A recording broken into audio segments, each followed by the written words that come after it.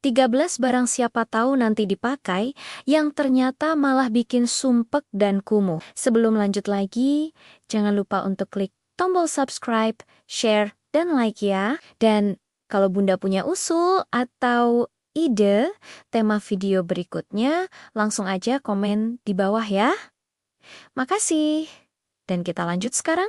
Halo Bunda semua, semoga semuanya sehat selalu ya. Kalimat siapa tahu nanti dipakai, itu kelihatannya sepele, tapi efeknya bisa bikin satu rumah terasa makin sempit dari tahun ke tahun. Barangnya diam, yang sesak justru kita.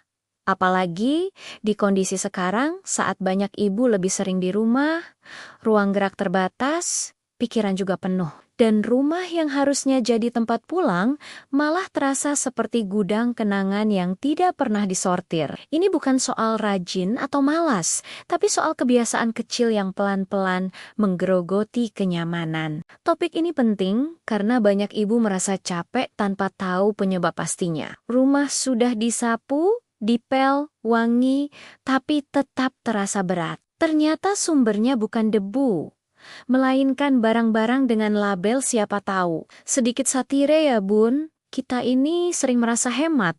Padahal yang dihemat cuma niat buat ikhlas. Rumah penuh, dompet ikut penuh rasa bersalah, dan setiap beberes, rasanya seperti stand-up komedi, ketawa tipis sambil nahan emosi, karena kok barangnya balik lagi. Isu ini juga lagi relevan banget karena media cetak pernah menulis tentang tren decluttering pasca pandemi yang menjelaskan bahwa rumah penuh barang berkaitan langsung dengan stres dan kelelahan mental, terutama pada ibu rumah tangga. Jadi pembahasan ini bukan cuma soal estetika, tapi soal kesehatan emosi kita sehari-hari supaya rumah kembali jadi tempat bernapas, bukan tempat menyimpan kalimat siapa tahu nanti dipakai. Barang pertama, kardus bekas yang disimpan rapi katanya buat jaga-jaga kalau pindahan, kardus bekas bungkus kulkas, kardus bekas kemasan Magicom, kardus bekas wadah blender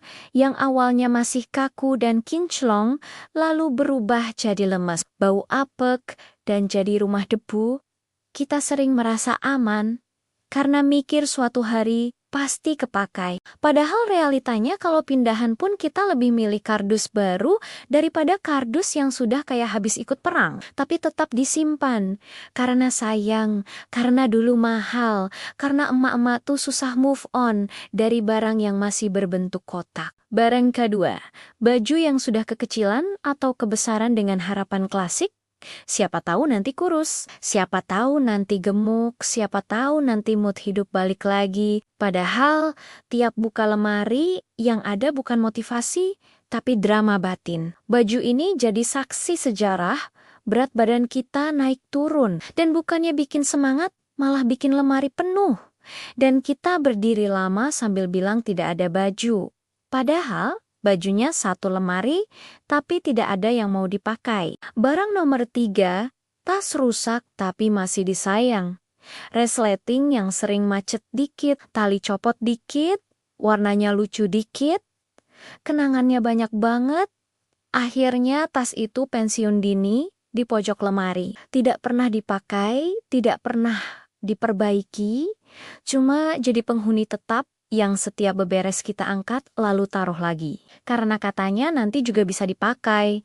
Padahal tas itu lebih sering jalan-jalan ke gudang daripada keluar rumah. Barang keempat, peralatan dapur double bahkan triple.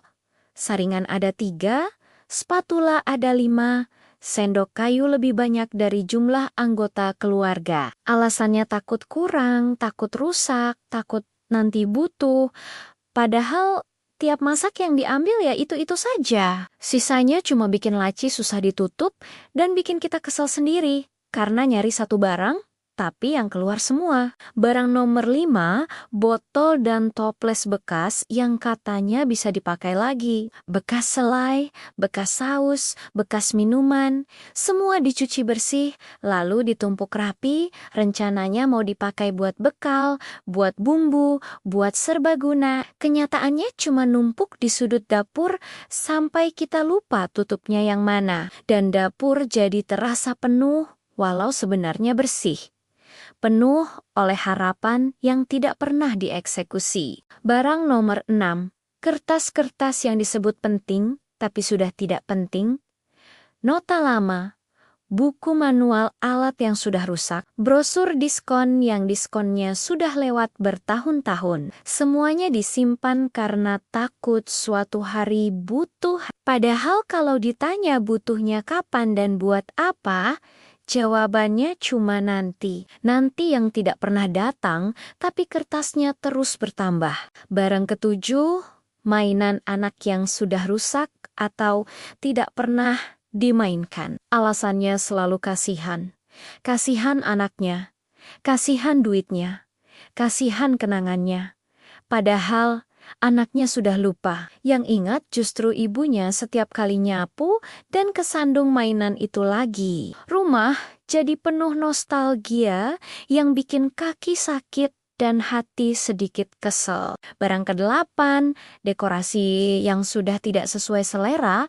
Dulu pas beli rasanya lucu banget, estetik banget. Sekarang tiap lihat cuman bilang kok begini ya, tapi tetap dipajang. Karena sayang, karena dulu beli niat, karena takut dianggap boros. Padahal dekorasi itu diam-diam bikin rumah terasa berat dan tidak segar. Seperti mantan yang sudah tidak cocok tapi masih sering muncul. Barang ke-9, peralatan elektronik mati suri, rice cooker rusak, kipas angin tidak muter, setrika yang cuma anget dikit, semuanya disimpan dengan harapan nanti diperbaiki. Nanti ada waktu, nanti ada uang, tapi tahunnya lewat, teknisinya tidak pernah datang. Dan barang itu cuma makan tempat sambil ngingetin kita pada rencana yang tertunda. Barang ke-10, sepatu yang sudah tidak nyaman, dipakai sebentar, sudah pegal, tumit lecet, jari kejepit, tapi tetap disimpan karena masih bagus. Padahal akhirnya kita selalu pakai sepatu yang itu lagi, yang nyaman, tapi kelihatan biasa, sementara sepatu tidak nyaman itu cuman bikin rak sepatu penuh dan bikin kita malas beres-beres. Barang ke-11, hadiah yang sebenarnya tidak kita suka, disimpan karena tidak enak sama yang ngasih. Padahal rumah kita pelan-pelan berubah jadi museum perasaan orang lain. Kita jaga barangnya, kita simpan rapi, tapi hati kita tidak pernah benar-benar terhubung dengan barang itu.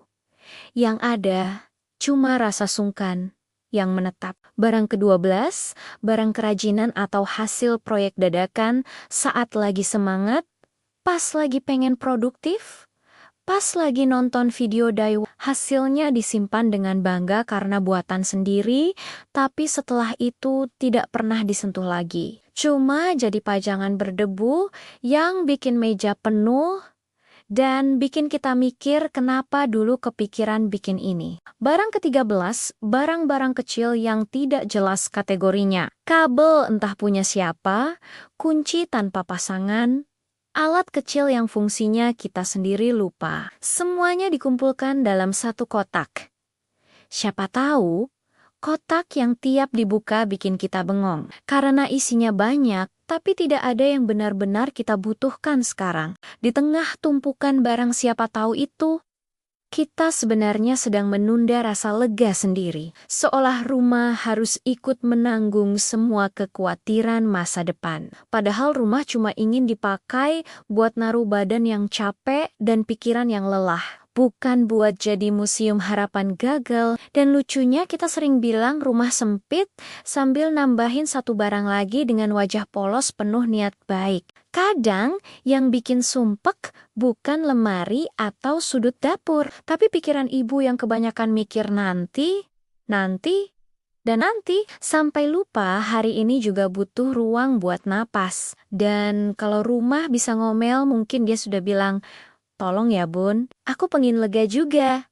Bukan cuma kamu yang pengen rapi pas lebaran. Pelan-pelan kita bisa mulai berdamai, bukan dengan membuang semua sekaligus, tapi dengan memilih mana yang benar-benar menemani hidup hari ini. Karena rumah yang ringan itu bukan soal sedikit barang, tapi soal hati yang gak terus menunda bahagia. Dan siapa tahu setelah ini yang kepakai bukan barangnya, tapi justru malah ruangnya buat ketawa, rebahan, dan hidup yang terasa lebih lapang. Terima kasih sudah menemani curhat dan ceritaku sampai akhir. Sampai ketemu lagi di episode-episode berikutnya. Salam semangat, Bunda semua.